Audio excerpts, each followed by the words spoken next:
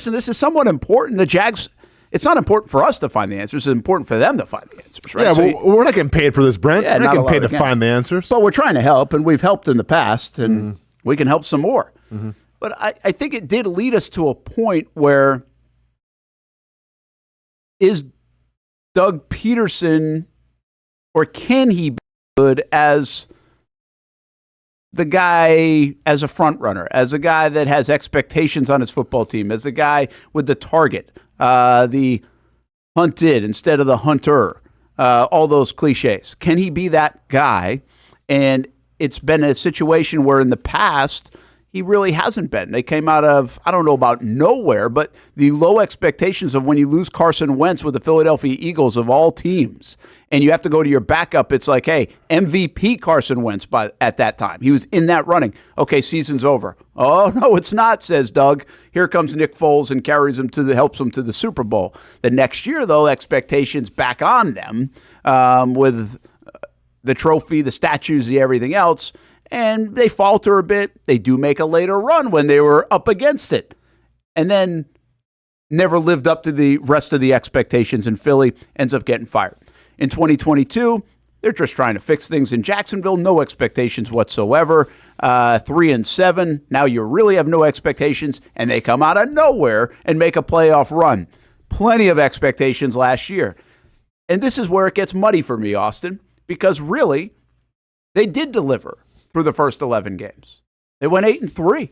They're sitting there playing for a top seed. This is everything you would have imagined, how you would have wrote the script. Now, it got done a different way. 5 wins in 5 different stadiums, 1-2 start, lost to Houston, got crushed by San Fran. Your offense is not as dynamic and dominant as we thought it might be. So there's some differences, but the bottom line is they were 8-3 sitting there, and then all of a sudden, can't finish. So it leads to the question of, okay, can you deliver when everybody expects you to deliver? Is that a trait of coaches, players? Is that let's talk coaches because we're talking about Doug. Do you learn that? Did Andy Reid have to learn that? Did Bill Belichick figure that out? What's the recipe?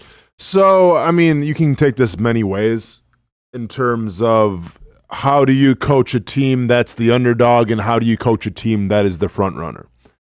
And if I was going to coach a team that was the underdog, you can get by with being a little more of a player-friendly coach because now, like, expectations aren't high from the outside public. There's not a lot of noise. And, like, listen, players play with a lot of pride. And if you give players a chip on their shoulder, that can go a long way. So I think, you know, whether it was last year or I guess 2 years ago now with this Jaguars team where, I mean, they were expected to contend, but I don't think we really saw them going on the run that they did on, you know, as an underdog last year, especially at that halftime against the Chargers. And we didn't expect them really to beat the Kansas City Chiefs or even be competitive against the Kansas City Chiefs, and that game came down to one or a few plays here or there. So I think having that players coach mindset helps you when you're the underdog.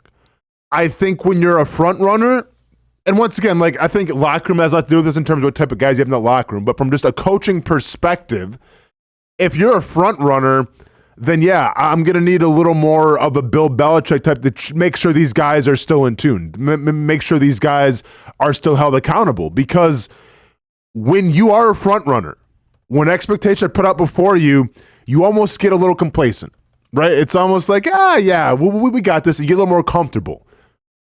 When you're an underdog, there's no room to be comfortable.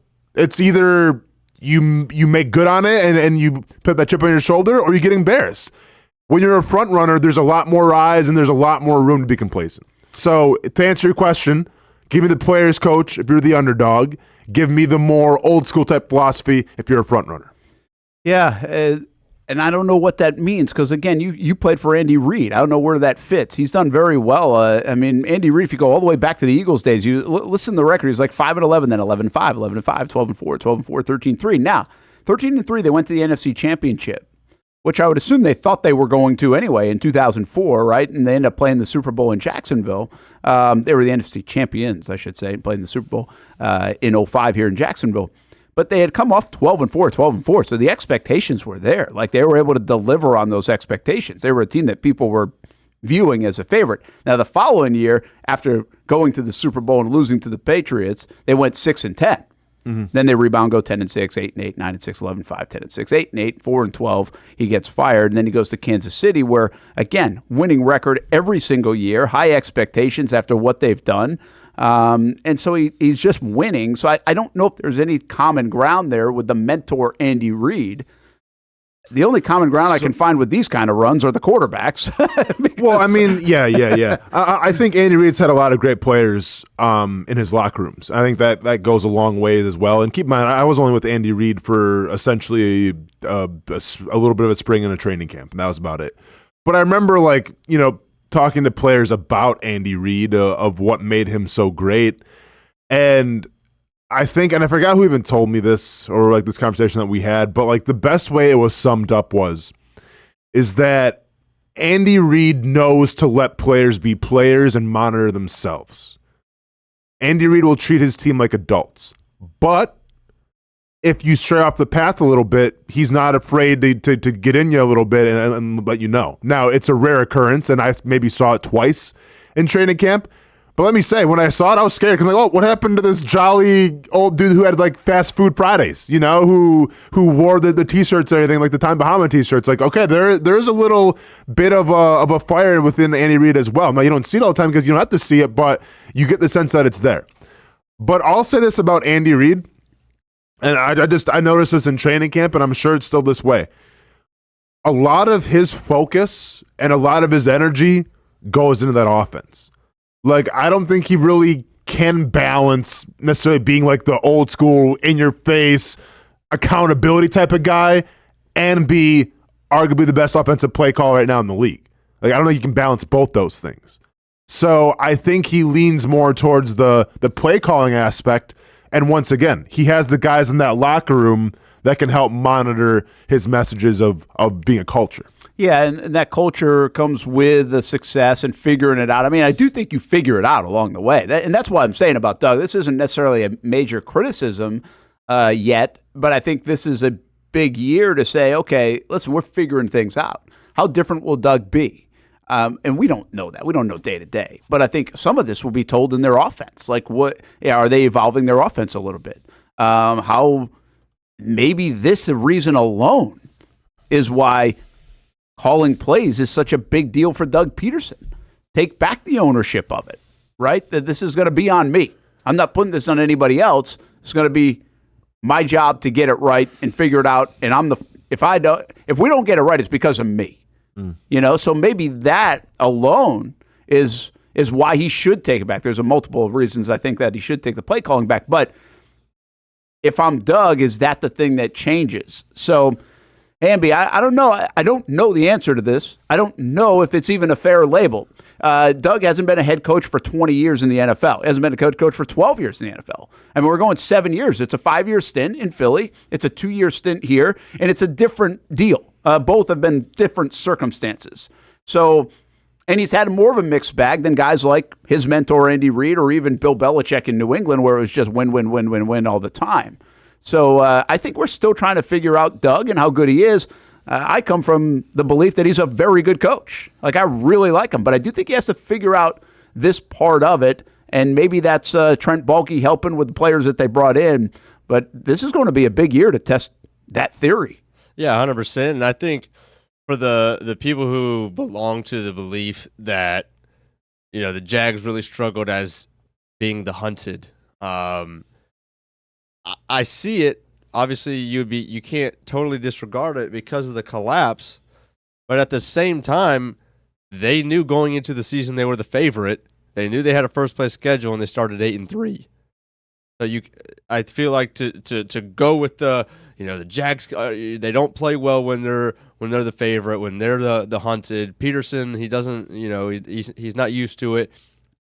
Nah, because they did it. They did it for more than half of the year. They did exactly what they were supposed to do, and they looked like the team that was going to live up to or surpass expectations again. Now, obviously, that's what makes the collapse so much of a collapse, because it was a polar opposite of the first half of the season. So I think it's totally unfair to Doug and to all the players in this sense to say they couldn't handle the first place schedule. And I know it catches up to you. The NFL season was a long one. So, yes, I'm not saying that the first place schedule didn't have anything to do with it, because it 100% did. But to just totally discount that this team went 8-3 when all of those expectations were there all offseason leading up to that first 11 weeks is a miss. You want to go or you want me to go? Go ahead.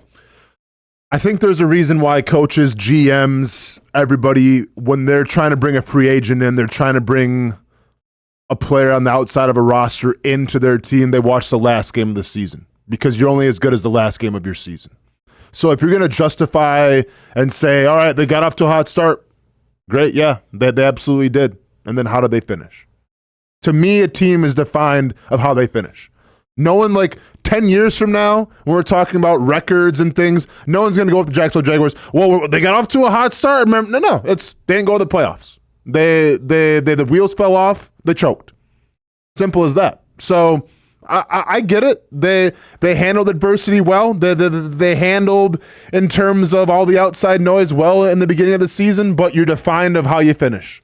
And you remembered of how you finish. And they didn't finish good. I 100% agree. I'm just saying, in this, when we're looking into the future of saying, is this a theme? Is this a thing that we are not good as the favorite? I just can't get there yet. Yeah, it's. By the way, I think it's a fair assessment from Austen too. And it's well said. I think it reminds me of. I'm trying to use a good analogy here, but it reminds me of the baseball manager that has to figure out, hey, we're a good regular season team, but can we be a good postseason team, right? It's one thing to win 105 games in the regular season, but if you're not built or know how to win in the postseason, who gives a damn at the end of the day? I mean, it was fun for 6 months, but it sucked for 2 weeks. It's like a little bit of it has the feel of like a relay race. Or in track and field or something like that, right? Where, hey, you got to figure out, that's great that you started great, but you got to figure out who's going to kick at the end and beat you, you know? So I get what you're saying. You got to get to the finish line. At the end of the day, you got to get, the idea is to get to the finish line. And there are a lot of teams that, you know, roll off a few wins here or there, but aren't good enough to get to the finish line. And Kansas City's a great example of this. Again, I would say it multiple times during the course of this year. I felt like the Jags were actually a better football team than Kansas City. And then they couldn't get to the finish line. Yeah, I mean, I don't think Kansas City ever won 5 in a row. Maybe they did win 5 in a row at one point. But listen, I understand that the Jaguars got off to a hot start, and I'll give them their flowers there. Well, once again, Doug Pederson had him ready to play early on in the season. But my counter argument to that would be, through all those ones that they had, what was their identity? Yeah, they didn't have one. Well, then there you go. Like, sure, you won. And sure, you went on a nice little streak and London helped you out and all this stuff. What was your identity? If I was going to explain to a friend who doesn't live in Jacksonville, who barely watches the Jaguars, of who the Jacksonville Jaguars were halfway through the season, I would say they're the top of the division, but what would you say for the identity? You couldn't say anything. Yeah. You know, this is just one last put a bow on this before we hit break. As we approach the noon hour, the Chiefs actually lost 21-20, right, to Detroit to start last year, and then they rolled off 2, 4, 6 wins in a row. So they were 6-1. They lose to Denver, which was a weird loss, right? Denver wasn't very good. And then they beat Miami. But hang on, Brent. That's that one loss right there where it's like, that's not who we are. Yeah. But then they go on this stretch, though, Austen, really all the way through that Christmas Day game. We're from late October to Christmas Day. Mm-hmm. They are 1, 2, 3, and 5. 3 and 5. Mm-hmm. The Kansas City Chiefs are 3 and 5 in an 8-game stretch. Like, they were a shell of themselves that started 6-1. But to your point, how did they find it? They beat Cincinnati, they beat the Rams to end the year, and then obviously they were able to play their best football, really by far, in the postseason and on the road. And I don't know what they found. I don't know what happened. Obviously, Patrick Mahomes played good football in the playoffs. We know that. Yeah. But I'm not sure he played terrible football in that 3 and 5 games, 3 and 5 stretch either. I mean, does Patrick Mahomes play terrible football? So what changed? I don't know. Listen, I mean, I can't remember how the Chiefs I don't know. season went, but you have in front of you, right? The I games? do, yeah. Okay. How many? Because I know they lost the Raiders too, I think. The Raiders was the Christmas Day Okay, game. They yeah. beat New England. They lost to Buffalo, Green Bay, Philadelphia, and Denver. How many of those games did they give over 30 points? Because once again, their identity to me, even when they lost, like they had a solid defense. No, None? None. Okay. No, yeah, they lost 24-9, 21-17, 27-19 was the most they gave up. 27. Okay. That was at Lambeau. Okay. They lost 20-17 to Buffalo, and then they lost 20-14 to Vegas. And this kind of echoes the point, and you brought this up a lot, and I've agreed with you. Kansas City, they're always known for their offense, but their defense really carried them this season and carried them in the playoffs. I think that's a classic example right there. By the way, Mahomes in that stretch, and just from a statistical point of view, you'd be like, whoa, this is what he did in that 3-5 stretch. This is even in wins. Here's what his yards were: 240, 185, 185. Yeah. That was in a win against Miami, by the way. 177 in a loss to Philly. 298, like a 300-yard game. Okay. 210, 270, 305 against New England, and then 235 against Vegas. You know what that sounds like to me? Sounds like Daniel Jones with a better arm. In a bigger trunk? A bigger trunk. I mean, I don't know, man. I haven't seen the Daniel Jones trunk. I don't know. It wasn't a great stretch of football. Like you could take that. It's an 8-game sample, guys. When I talk about a 3-game sample, it was an 8-game sample where it wasn't very good, and they kind of figured it out and found a way. I guess in the moral of the story is the Jags got to find a way, and they got to find a way at the most important time of the year. It's way more important to win 5 games in 5 different stadiums in December and November than it is in October. Yeah. Which there's proof in that evidence, by the way, because the Jags went 0-5 in October and made the playoffs, went 5-0 in October and missed the playoffs, which is crazy. I don't think they're going to try to get either. Well, 5-0 mark would be good. I think they only play 4 games this year, though, in the month of October.